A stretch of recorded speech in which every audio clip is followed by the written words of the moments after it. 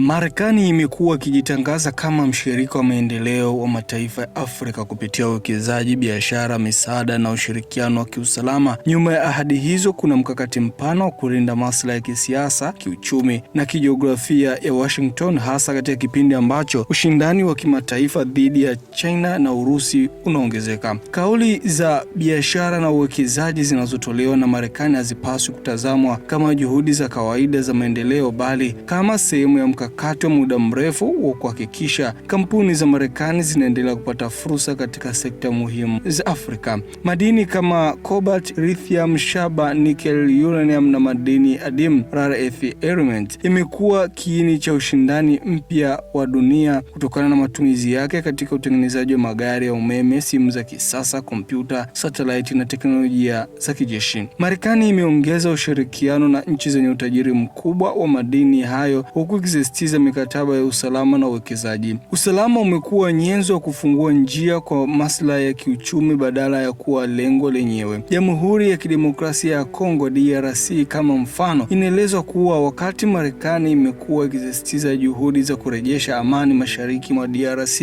kampuni za magharibi zimeendelea kuonyesha nia kubwa katika madini ya cobalt na shaba yanayopatikana nchini humo. Mradi wa Lobito Corridor unaoungwa mkono na Marekani na washirika wake unaelezwa kama mradi wa maendeleo ya biashara, lakini unaweza kuongeza uwezo wa kusafirisha madini muhimu kutoka Afrika kwenda masoko ya kimataifa.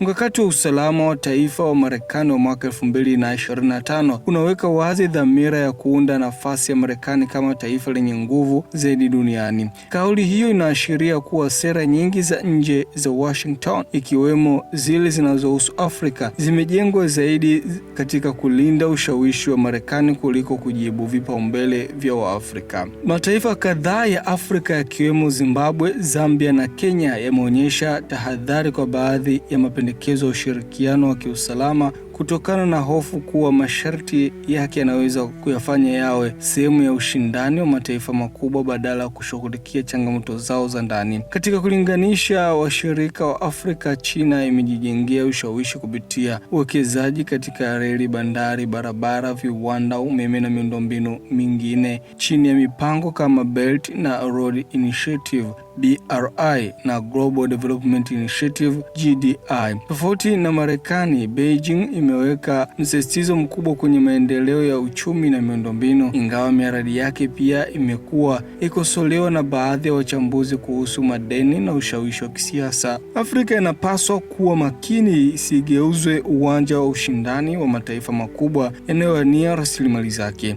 Nchi za Afrika zinapaswa kujadiliana kwa pamoja kupitia Umoja wa Afrika na taasisi zake ili kuhakikisha mikataba ya uwekezaji, biashara, ushirikiano wa kiusalama inalinda kwanza maslahi ya wananchi wa Afrika, kuheshimu mamlaka ya kila taifa na kuhakikisha rasilimali za bara zinawanufaisha wa Afrika kabla ya mataifa ya nje. Hii ni ripoti ya Media wa Express na mimi ni Hassan Maglumali.